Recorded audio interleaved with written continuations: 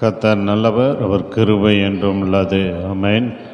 இந்த காலை நேரத்திலே தேவ சமூகத்திலே வந்திருக்க ஒவ்வொருவரையும் தேவன் தாமே ஆசீர்வதிப்பாராக.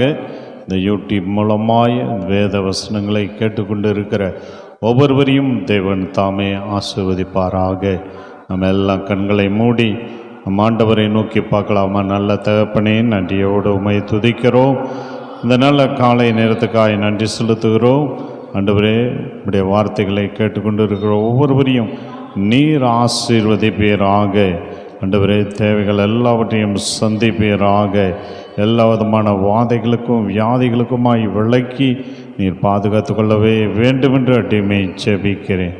ஒவ்வொருவரையும் ஆசீர்வதிங்க, இயேசுவின் மூலம் பிதாவே, ஆமென். வாசிக்கலாம் வேதவசனம். மத்தேயு சுவிசேஷம் 16ஆம் அதிகாரம் 27ஆம் வசனத்தை வாசிக்க கேட்போம். மத்தேயு 16:27. மனுஷகுமாரன் தம்முடைய பிதாவின் மகிமை பொருந்தினவராய் தம்முடைய தூதரோடு கூட வருவார். அப்பொழுது அவனவன் கிரிக்கத்தக்கதாக அவன் அவனுக்கு பலன் அளிப்பார். கடைசி நாட்களிலே வாழ்ந்து கொண்டு இருக்கிறோம். ஆண்டவருடைய வருகை மிக சமீபமாக இருக்கிறது. கடைசி நாட்களில் ஆண்டவர் எப்படி வரப்போகிறார்?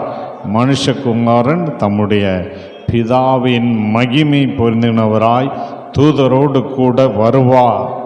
அப்பொழுது அவனவன் கிரிக்கத்தக்கதாக பலன் அளிப்பார். நாம் இந்த உலகத்திலே வாழ்கிற போது ஆண்டவருக்காக என்ன செய்கிறோம், என்ன பிரயாசப்படுகிறோமோ அதனுடைய கிரிக்கத்தக்கதாக தேவன் என்ன செய்வார்? பலன் அளிப்பார் என்று வேதம் சொல்கிறது. வெளிப்படுத்தல் 22:12 வாசிக்கிறோம்.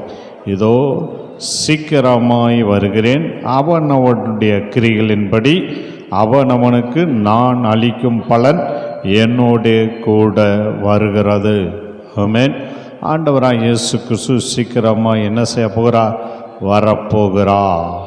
அவை வருகிற நாட்களிலே இந்த உலகத்தில் நாம் எப்படி வாழ்ந்தோம், எவ்வளவு நன்மை செய்திருக்கிறோம், எவ்வளவு தீமை செய்திருக்கிறோம் என்பதை பொறுத்து தான் அவர் என்ன செய்வார்? பலன் அளிப்பார். ஆமென். ஆகவே நாம் இந்த உலகத்தில் வாழ்கிற போது ஆண்டவருக்காக என்னென்ன பிரயாசப்பட்டிருக்கோ, நாம் எதற்கு முதலிடம் கொடுத்துருக்கோம்? ஆண்டவருக்கு முதலிடம் கொடுத்தோமா? ஆண்டவருடைய காரியங்களை எல்லாம் என்ன செய்தோம் என்பதை ஆண்டவர் பார்த்து தான் என்ன செய்வார்? பலன் அளிப்பார். ஆமென். யாருக்கு பிரதிபலன் உண்டு? வேதத்தில் வாசிக்கலாம் ஒரு வசனம். யாருக்கு தேவன் பிரதிபலன் அளிப்பார்? ஆதியாகமம் 17ஆம் அதிகாரம் முதல் வசனத்தை வாசிக்கலாம். ஆதியாகமம் 17:1. ஆபிராம் 99 வயதான போது கர்த்தர் ஆபிராமுக்கு தரிசனமாகி, நான் சர்வ வல்லமை உள்ள தேவன், நீ எனக்கு முன்பாக நடந்து கொண்டு உத்தமனாயிரு. ஆமென். நீ உத்தமனாய் நடப்பாய் என்றால், உத்தமனாய் இருப்பாய் என்றால் நான் என்ன செய்வேன்? நான் உன்னோடு பண்ணுகிற என் உடன்படிக்கை என்னவென்றால், நீ திரளான ஜாதிகளுக்கு தகப்பனாவாய். ஆமென். ஆண்டவர் ஆபிரகாமை ஆண்டவர் ஆசீர்வதித்தார். காரணம், அவன் தேவனை விசுவாசித்தான். தேவனுடைய வாக்குத்தத்தத்தை குறித்து அவன் என்ன செய்யவில்லை? அவசரப்படாமல் பொறுமையாய் காத்திருந்தான். ஆகவே வாக்குத்தத்தம் நிறைவேற 25 வருடமானாலும் அது வரைக்கும் உத்தமனாயிருந்தான், உண்மை உள்ளவனாயிருந்தான். ஆபிரகாமை ஆண்டவரை ஆசீர்வதித்தார். ஆபிரகாமுக்கு ஆண்டவர் தரிசனமாகி, நான் சர்வ வல்லமையுள்ள தேவன், நீ எனக்கு முன்பாக நடந்து கொண்டு உத்தமனாயிரு. உத்தமனுக்கு கர்த்தர் துணை என்று வேதம் சொல்கிறது. ஆமென். சங்கீதத்தில் வாசிக்கிறோம். 15ஆம் சங்கீதத்தில், கர்த்தாவே, யார் உம்முடைய கூடாரத்தில் தங்குவான்? யார் உம்முடைய பரிசுத்த பர்வதத்தில் வாசம் பண்ணுவான்? உத்தமனாய் நடந்து நீதியை நடப்பித்து மனதார சத்தியத்தை பேசுகிறவன் தானே என்று வேதம் சொல்கிறது. அவை உத்தமனாய் நடப்பது மாத்திரமல்ல, நீதியான காரியங்களை செய்ய வேண்டும். சத்தியத்தை பேசுகிறவனாய் இருக்கிற போது கர்த்தருடைய கூடாரத்திலே தங்க முடியும். ஆமென். ஆகவே ஆண்டவருக்கு முன்பாக நாம் உத்தமர்களாய் இருக்க வேண்டும், உத்தமனாய் வாழ வேண்டும். அப்பொழுது தேவன் நம்முடைய குறைவுகளை எல்லாம் நிறைவாக்குவார். நமக்கு தேவையான ஆசீர்வாதத்தை தருவார். தேவன் நமக்கு தேவையான பிரதி பலனை தேவன் நமக்கு கொடுக்கிற தேவன். ஆகவே தேவனுக்கு முன்பாக உத்தமமாய் இருக்கிறவர்களுக்கு ஆண்டவர் பிரதி பலனை தருகிறார்.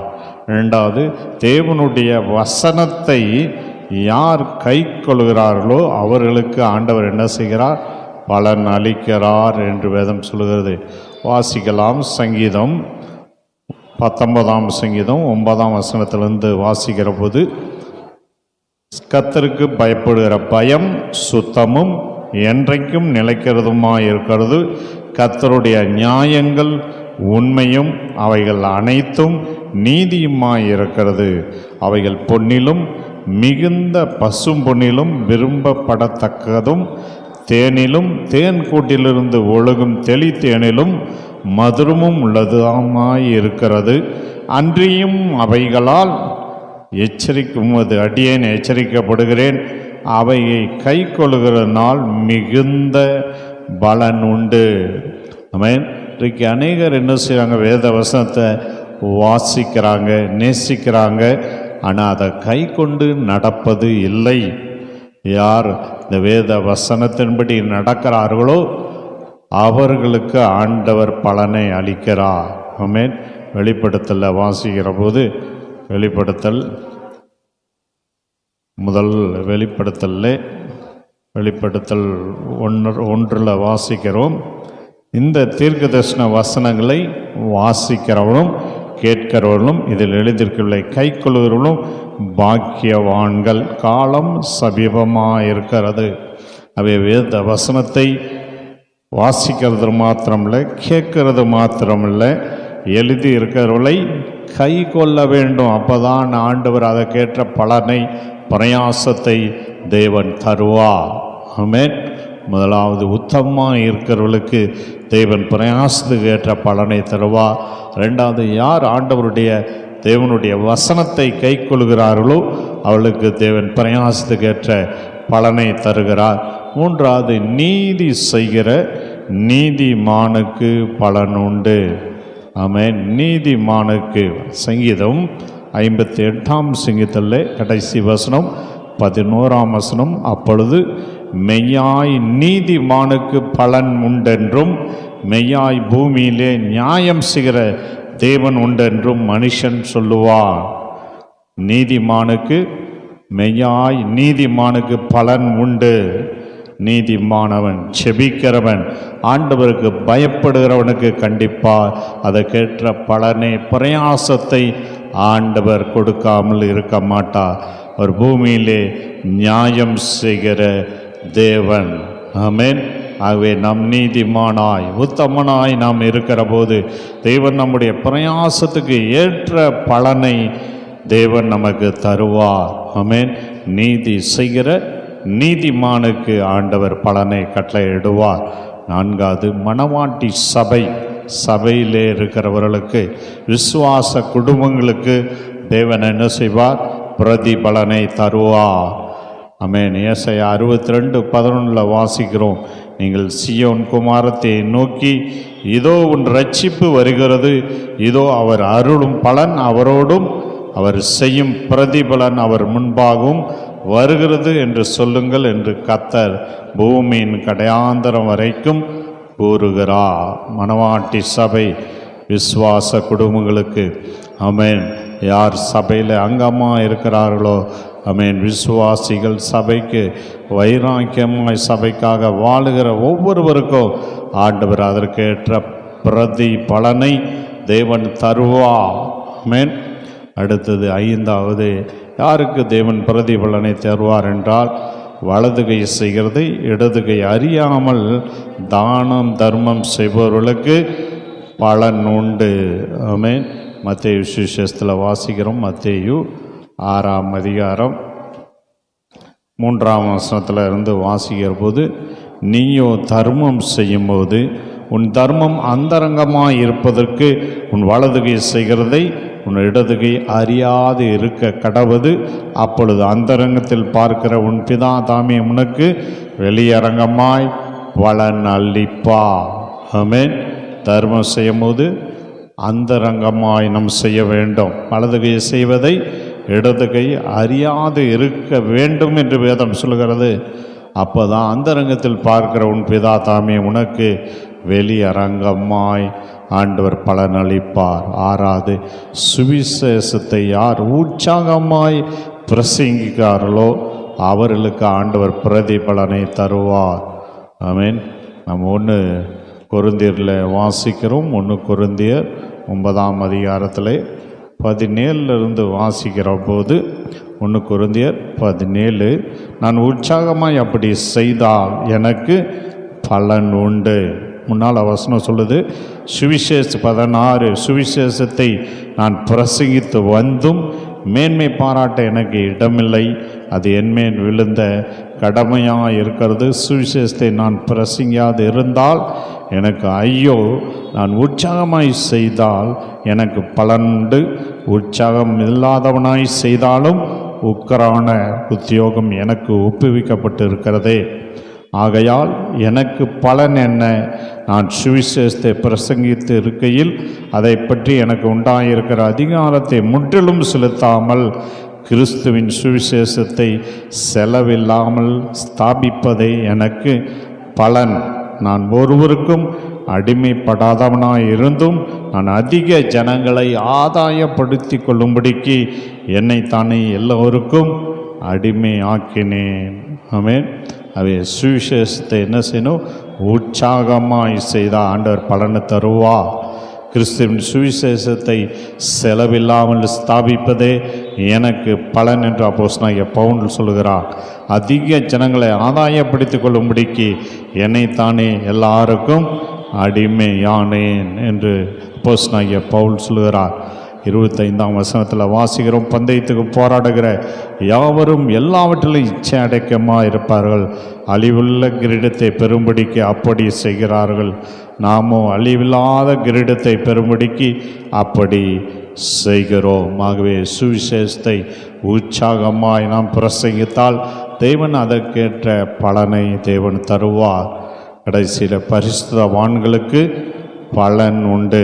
நாம் பரிசுத்தவான்களாய் இருக்கிற போது தேவன் அதற்கேற்ற பலனை தேவன் நமக்கு தருவார். சங்கீதத்தில் வாசிக்கிறோம், சங்கீதம் 149 9ஆம் வசனம், இந்த கணம் அவருடைய பரிசுத்தவான்கள் யாவருக்கும் உண்டாகும், அல்லேலூயா என்று வேதம் சொல்கிறது. அவை பரிசுத்தவான்களாய் நாம் இருக்கிற போது ஆமென், தேவன் அதற்கேற்ற பலனை தேவன் நமக்கு கட்டளையிடுவார். ஆமென். முதலாவது, உத்தமமாக இருக்கிறவர்களுக்கு தேவன் பிரதிபலனை தருவார். வசனத்தை கைக்கொள்வர்களுக்கு பிரதிபலனை தருவார். நீதிமானுக்கு நீதி செய்கிற நீதிமானுக்கு தேவன் பிரதிபலனை தருவார். அடுத்து, மணவாட்டி சபைக்கு தேவன் பிரதிபலனை தருவார். 5வது, வலதுகை செய்கிறதை இடதுகை அறியாமல் தானம் தர்மம் செய்வர்களுக்கு தேவன் பிரதிபலனை தருவார். சுவிசேஷத்தை உற்சாகமாய் பிரசங்கிப்பவர்களுக்கு தேவன் அதற்கேற்ற பலனை தருவார்.